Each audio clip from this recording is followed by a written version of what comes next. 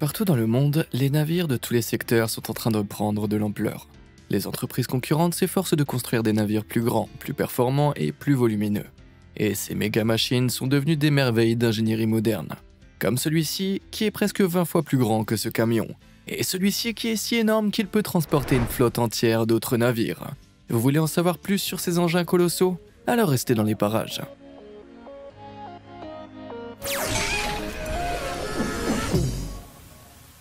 Navire porte-conteneurs surdimensionné.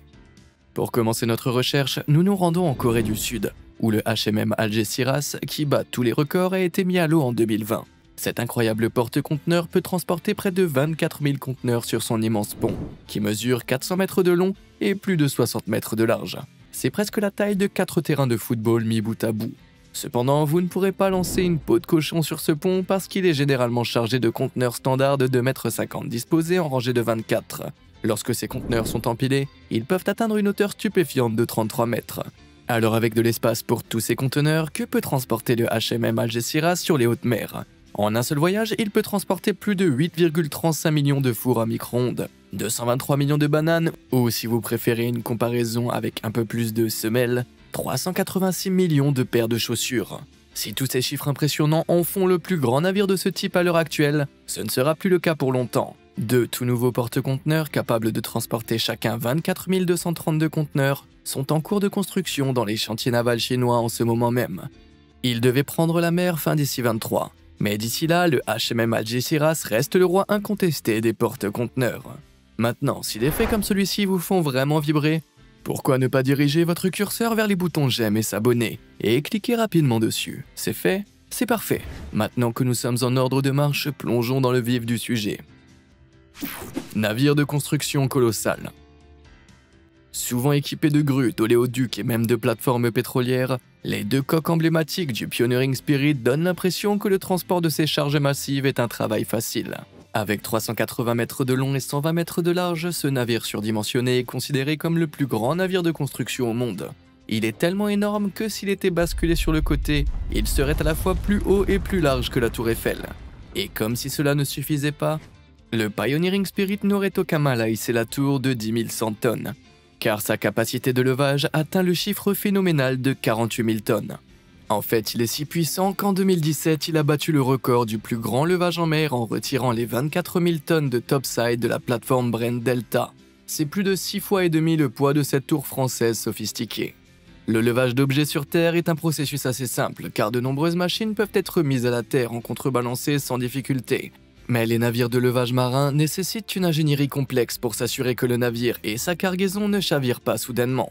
Et c'est là que le secret de la semi-submersibilité du Pioneering Spirit entre en jeu. En s'immergeant partiellement jusqu'à 26 mètres sous sa ligne de flottaison, il peut glisser ses coques sous les deux côtés de la partie supérieure d'une plateforme pétrolière. Le fait de centraliser ainsi la partie supérieure avant de couper et de soulever l'ensemble de l'installation réduit le risque de voir le navire chavirer sous l'effet du mouvement de balancier des grues lourdes de la partie supérieure. Et en répartissant le poids sur ces deux coques imposantes, le navire peut installer ou retirer les topsides même lorsqu'il est confronté à des vagues de plus de 3 mètres de haut. Comme vous pouvez le voir, le Pioneering Spirit fait un travail étonnamment léger de ses déménagements massifs, avant de repartir avec ses énormes chargements en toute sécurité, et ingénieusement sécurisé à bord. Le navire le plus large du monde. À première vue, on pourrait croire que ce navire a été coupé en deux, mais ne vous y trompez pas, il s'agit de la taille réelle du Ramform Titan. Il manque de longueur, il se rattrape en longueur. Avec ses 70 mètres de large, ce navire en forme de triangle a un arrière ou poupe, pour utiliser un nom nautique, plus large que n'importe quel autre navire à simple coque dans le monde. Malheureusement, ces proportions étranges lui ont également valu le titre de navire le plus laid du monde. Les gens ne l'appelleraient pas ainsi s'ils savaient à quoi sert tout ce bric-à-brac dans son coffre. Le Ramform Titan est un navire sismique utilisé pour détecter et mesurer les formations géologiques des fonds marins. Il réussit cet incroyable exploit en traînant 24 câbles distincts dotés de capteurs complexes au-dessus du sommet des vagues. Ces câbles sont stockés sur une série de treuils gigantesques à l'arrière du navire. Mais lorsqu'ils sont entièrement déroulés, chacun d'entre eux mesure plus de 11,8 km de long. Ainsi, lorsqu'elles sont étendues sur l'eau comme ceci, elles peuvent couvrir une zone de plus de 4,5 miles carrés. Ces données permettent ensuite de réaliser une étude 3D complète des fonds marins. dont les formations peuvent indiquer si des gisements de gaz ou de pétrole se cachent dans les profondeurs obscures. Mais pourquoi le rameform Titan doit-il être aussi large? Comme pour le Pioneering Spirit, cette largeur supplémentaire permet au navire de rester stable par mauvais temps et de recueillir des données plus claires grâce à des milliers de capteurs. Son grand arrière lui permet également de remorquer les 24 banderoles géantes sans risquer de les emmener. Ce navire n'est peut-être pas le plus beau sur les vagues, mais pourquoi aurait-il besoin d'être aussi beau quand il a tout ce coffre? Le plus long navire du monde. Si quelqu'un tournait un film à gros budget sur les aventures du bien nommé Géant des mers, personne ne croirait à la véracité de l'histoire. Il s'agirait d'une histoire sensationnelle où le plus grand navire jamais construit serait bombardé, coulé, puis sauvé du fond de l'océan pour servir à nouveau sur les mers. Eh bien, originalement construit en 1979, ce pétrolier a fait l'objet de vastes 2 ans de réaménagement pour devenir le plus grand navire du monde. Quelle est la taille de ce navire? Son gouvernail pesait un colossal 208 tonnes, il pouvait transporter près de 565 000 tonnes de marchandises et il atteignait la longueur stupéfiante de 458 mètres. S'il avait été posé sur une extrémité, il aurait été plus haut que l'Empire State Building. Avec toute cette taille sur le côté, le Seawise Giant pouvait transporter environ 4,2 millions de barils de pétrole brut à la fois. Folle perspective, la même quantité d'eau met environ 4 minutes à franchir les chutes du Niagara. Ou pour une comparaison plus poussée, cela représente environ 270 piscines olympiques remplies à ras-bord de pétrole. Mais lorsqu'il était entièrement chargé de pétrole, il se trouvait à plus de 24 mètres sous l'eau. Il était donc si lourd qu'il ne pouvait pas passer par la Manche ou le canal de Panama, car son manque de manœuvrabilité risquait de le faire s'échouer sur les fonds marins peu profonds. Mais ce n'est pas cela qui a fini par le faire couler. En 1988, pendant la guerre Iran-Irak, le pétrolier a été bombardé sans ménagement et a coulé dans les vagues peu profondes de la côte iranienne. Mais il était trop précieux pour le laisser pourrir au fond de l'océan. Il a donc été miraculeusement récupéré, réparé et rebaptisé Happy Giant. Qui ne serait pas heureux d'avoir une seconde chance de vivre comme ça? Une fois les 2 longues années de réparation terminées, il a été vendu et rebaptisé le Jarl Viking. Puis en 2004, il est à nouveau vendu à First Olsen qui le rebaptise une dernière fois de Knock Nevis. Cette formidable histoire s'est finalement achevée en 2009, plus de 40 ans après sa construction, lorsque le pétrolier a finalement été désarmé et mis au rebut. Après tout ce drame, le Seawise Giant fait passer le Titanic pour une goutte d'eau dans l'océan. Brilliant Bulk Carrier. Lorsqu'il s'agit de navires transportant des cargaisons non liquides comme le minerai de fer lourd, il n'y a qu'une seule classe de navires qui le met vraiment le minerai dans le plus. La flotte Valemax est une classe de très grands transporteurs de minerai appartenant à la société minière brésilienne Vale SA. Le plus grand navire de la flotte, connu sous le nom de MS Ore Brasil, mesure près de 365 mètres de long et plus de 65 mètres de large. Ce colossal navire en acier possède 7 cales distinctes qui n'ont chacune la taille d'un court de tennis entier. En un seul voyage, il peut transporter 11 150 camions de minerai de fer du Brésil jusqu'en Chine. Mais avec tout ce minerai à bord, il ne peut pas arriver très vite à destination. Avec une vitesse de pointe de seulement 15,4 nœuds, ou près de 28 km/h pour ceux qui préfèrent les routes aux océans, il met environ 45 jours pour atteindre sa destination asiatique. Mais ce n'est pas parce que les navires de cette taille ne vont pas très vite qu'ils ne peuvent pas s'écraser. Malheureusement, l'un de ces navires, le Shinyo Sawako, l'a tragiquement prouvé en 2008. Avec près de 326 mètres de long et 56 mètres de large, il était à peine plus petit que le MS Ore Brasil. Le vraquier naviguait en haute mer au large du sud du Japon, lorsqu'il est soudainement entré en collision avec le Lurongyu 2177. Bien qu'aucun des 2 navires ne naviguait à une vitesse vertigineuse, le petit navire n'a eu aucune chance face à la puissante coque du Sawako, et il a été quasiment détruit. Après le sauvetage du pétrolier par une équipe de sauveteurs, il a été révélé que 16 membres de l'équipage du Lurongyu avaient tragiquement été envoyés dormir avec les poissons. Cela prouve que dans l'océan, la taille compte vraiment. Usine de pêche effrayante. Certains navires de très grande taille sont promis à un avenir brillant et prometteur, mais tout peut basculer en fonction de l'utilisation qui en est faite. Aucun navire ne le sait mieux que le pétrolier de 45 000 tonnes, autrefois appelé le Freeport Chief, construit en Russie en 1980, ce 230 mètres de long et 30 mètres de large était un pétrolier de taille modérée, avec un historique de service décent. Mais en 2008, le navire a été transporté dans un chantier naval chinois où 100 millions de dollars ont été dépensés pour le transformer en une énorme usine de poissons flottante. Rebaptisé le Lafayette, l'ancien pétrolier a été entièrement reconçu pour aspirer les poissons des chalutiers qui l'accompagnent à l'aide d'un énorme tuyau avant de les congeler sous forme d'énormes blocs. Ils étaient conservés dans les 232 congélateurs verticaux massifs du navire, qui pouvaient congeler 1500 tonnes de poissons en 24 heures seulement. S'il fonctionnait tous les jours, il aurait la capacité de traiter 547 000 tonnes de poissons, ce qui en ferait la plus grande usine de poissons flottante au monde. Cela semble être une façon ingénieuse de réutiliser le vieux pétrolier, mais il y avait un énorme problème. Le Lafayette opérait illégalement. Son armée de chalutiers pillait les mers d'Amérique du Sud et surpêchait le marquereau du Pacifique. Mais ces mouvements suspects l'ont placé dans le collimateur du gouvernement péruvien. Le Lafayette a été déclaré navire illégal, non déclaré et non réglementé, ce qui signifie en gros navire pirate en langage gouvernemental, et s'est vu infliger une énorme amende de 800 000 dollars. Au lieu de payer, le navire a changé de nom en douce pour devenir le Damanzayo et a continué ses opérations illicites. Mais ce plan extrêmement stupide n'a pas suffi à le dissimuler aux autorités. En 2018, le navire géant a fait parler de lui dans les médias après que des agents fédéraux ont arraisonné le Damanzayo alors qu'il se trouvait dans un port péruvien et l'ont détenu. Il en a coûté au navire 570 000 dollars d'amende et il lui a été interdit d'entrer dans les eaux péruviennes.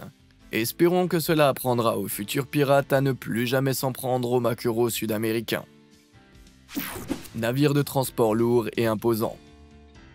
Il peut sembler impossible qu'un seul navire puisse transporter plus de 73 000 tonnes de marchandises en une seule fois. Mais je vous assure qu'avec le Boskalis MV Blue Marlin, c'est tout à fait possible. Avec ses 217 mètres de long et ses 42 mètres de large, ce navire de transport lourd dispose d'une surface de pont plus grande qu'un terrain de football complet. Et il utilise chaque centimètre à bon escient. Il a été construit en 2000 pour transporter des plateformes pétrolières, des porte-avions et même d'autres cargos. Ainsi, une fois chargé de tous ces autres navires de transport, ce navire devient un navire de transport qui transporte des navires de transport. Oh mon Dieu, mon pauvre cerveau. Mais ce n'est rien comparé au mal de tête dont ont dû souffrir les concepteurs du Marlin. Pour pouvoir charger les cargaisons aussi énormes, les concepteurs ont décidé de supprimer la proue, la poupe et même les flancs du navire afin qu'ils puissent transporter d'énormes objets en surplomb. En effet, la plupart des cargaisons de cette taille sont bien trop lourdes pour être soulevées par des grues, les plus puissantes du monde. Pour résoudre ce problème, les ingénieurs ont intégré une fonction révolutionnaire, un système semi-submersible. Lors du chargement, le navire immerge partiellement son pont jusqu'à 10 mètres sous l'eau afin que la cargaison puisse flotter sur le dessus. Les 6 énormes ballasts remplis d'eau situés de chaque côté sont ensuite vidés et le pont remonte avec sa cargaison à bord. Mais si vous pensiez que le Blue Marlin était grand, préparez-vous à vous régaler avec son frère encore plus grand, le Boca Vanguard, capable de transporter un incroyable 117 000 tonnes. Et doté d'un pont étonnamment 70% plus grand que celui du Marlin, il éclipse ce dernier en termes de capacité et de taille. Ainsi, pendant que le Marlin transportait des navires, le Vanguard battait des records mondiaux en transportant une ferme aquacole entière de près de 396 mètres sur 60 mètres. Ce qui fait de cette ferme piscicole de 36 000 tonnes la plus grande cargaison jamais transportée par un navire maritime. C'est tellement gros que le Blue Marlin a l'air mignon. Des navires à passagers qui laissent perplexes. Les bateaux de croisière sont aujourd'hui si grands qu'ils sont pratiquement devenus des villes flottantes. Mais ils n'ont pas toujours été aussi gigantesques. En 2004, l'emblématique Queen Mary II a mis en marche ses 4 moteurs de près de 217 tonnes et a entamé son voyage inaugural à partir de Southampton en Angleterre. Lors de son lancement, ce paquebot transatlantique était le plus grand de son genre, atteignant une longueur colossale de 345 mètres. Cela le rend aussi long que 10 Boeing 737 alignés nez à nez. Mais il n'y a pas que la longueur dont il s'enorgueillit. Avec ses 70 mètres de haut, il possède 17 ponts distincts, soit 1310 cabines, 7 restaurants et même 5 piscines. En tout, cela signifie qu'il peut accueillir jusqu'à 3090 invités en plus des 1250 membres d'équipage, ce qui en faisait plus un immense hôtel océanique qu'un navire. Mais c'est la vue sous la ligne de flottaison qui vous montre vraiment à quel point ce paquebot est grand. Les 4 propulseurs accrochés à la poupe du navire, c'est-à-dire à l'arrière du navire, contiennent d'énormes hélices qui mesurent près de 6 mètres de diamètre. Et comme si cela ne suffisait pas à mettre en perspective sa taille gargantuesque, Voici le fond du navire à côté de l'un de ces célèbres 5 mètres bus impérial de Londres. Le chauffeur a manifestement pris un mauvais virage quelque part, mais cette taille n'était pas donnée.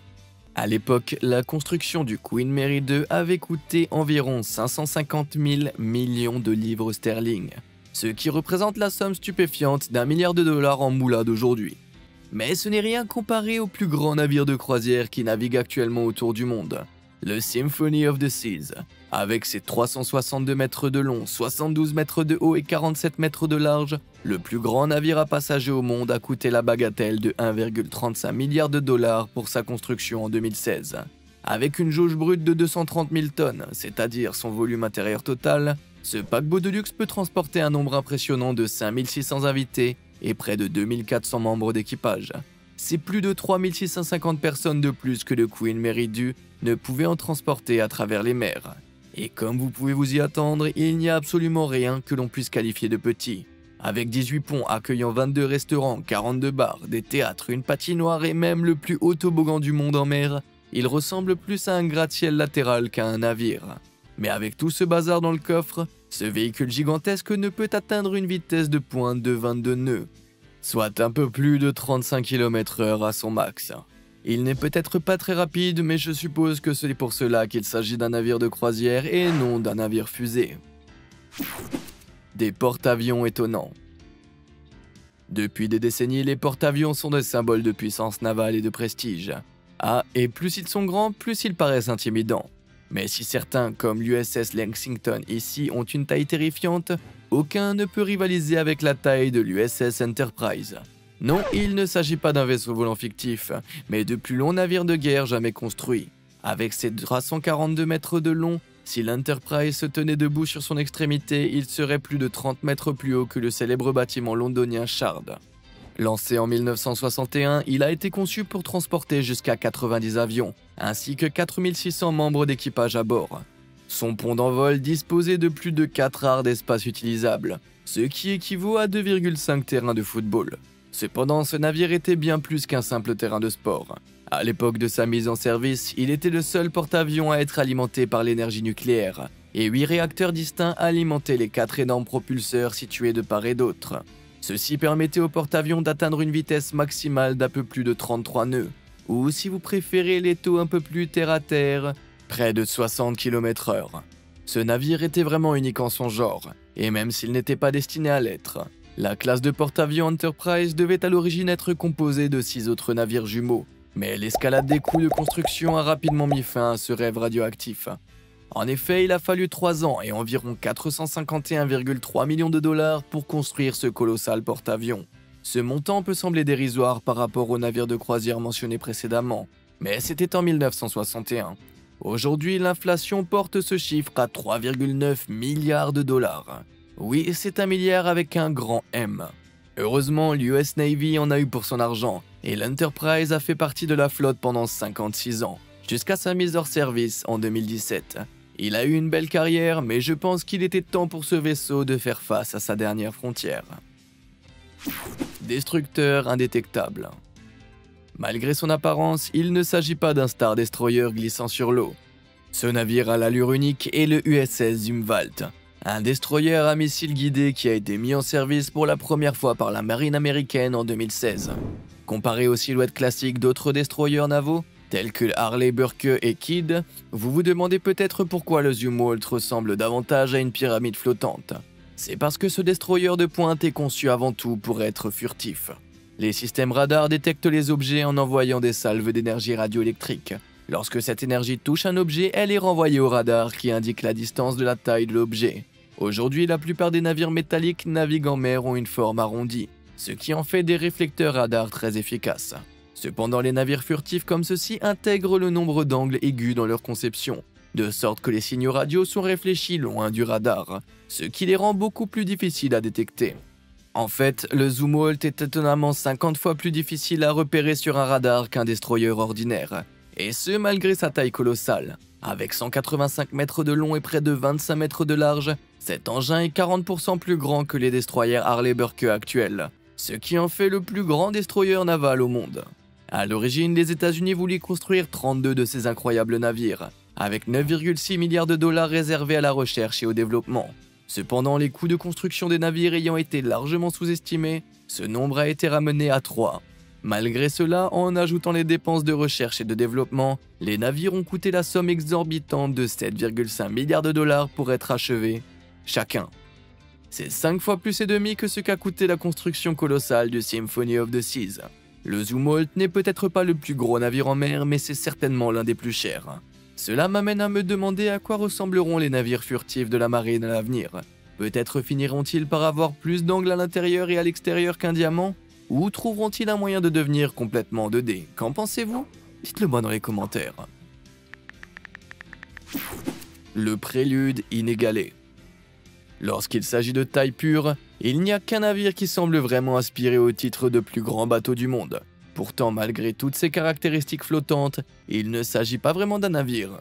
Il s'agit du Prélude, une plateforme flottante de gaz naturel liquéfié ou FLNG, avec plus de 487 mètres de long et 73 mètres de large. Ce navire incroyablement vaste a été construit en utilisant plus d'acier que l'ensemble du complexe du World Trade Center.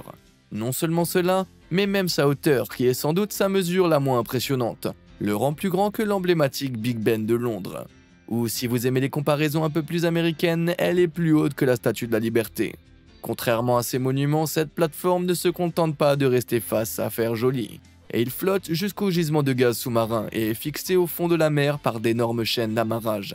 Celles-ci sont constituées de plus de 25 000 maillons et comptent parmi les plus grandes chaînes au monde. Elles sont attachées à une tourelle centrale qui permet au navire de tourner comme une girouette par mauvais temps. Une fois fixée au fond de la mer, l'installation inspire et produit du gaz naturel liquide et d'autres produits pétroliers à partir de gisements de gaz situés en dessous. Actuellement, elle est installée au sommet du bassin de Browse, à 330 miles de la côte australienne, où elle drague environ 3,6 millions de tonnes de gaz liquide chaque année. Mais quelle quantité peut-elle transporter en une seule fois? Eh bien, il a la capacité de traiter une quantité stupéfiante de gaz liquéfié équivalent à 175 piscines olympiques, et ce sur un pont plus large que 4 terrains de football mis bout à bout. Mais s'il dispose de 3 propulseurs incroyablement puissants, d'une puissance de 6700 chevaux pour l'aider à se positionner, il n'y a aucune sorte de système de propulsion. Cela signifie qu'il est techniquement considéré comme une barge plutôt que comme un navire, et qu'il dépend donc d'une série de remorqueurs pour l'amener en position. Ne vous y trompez pas, le Prélude peut ressembler à n'importe quelle autre grande barge par rapport à ses minuscules remorqueurs, mais chacun d'entre eux est en fait un énorme bateau de 76 mètres de long. Et le Prélude a besoin de toute l'aide possible, car lorsqu'il est entièrement chargé, ce navire pèse à peu près le même poids que 6 des plus grands porte-avions au monde. Et c'est peut-être un peu juste, mais il semble que l'humanité ait enfin construit un bateau assez grand pour transporter ta daronne. Lequel de ces impressionnants navires aimerais-tu le plus voir naviguer sur la mer? Ou as-tu déjà eu la chance de monter à bord de l'un d'entre eux? Dis-le moi dans les commentaires ci-dessous. Et merci de nous avoir suivis.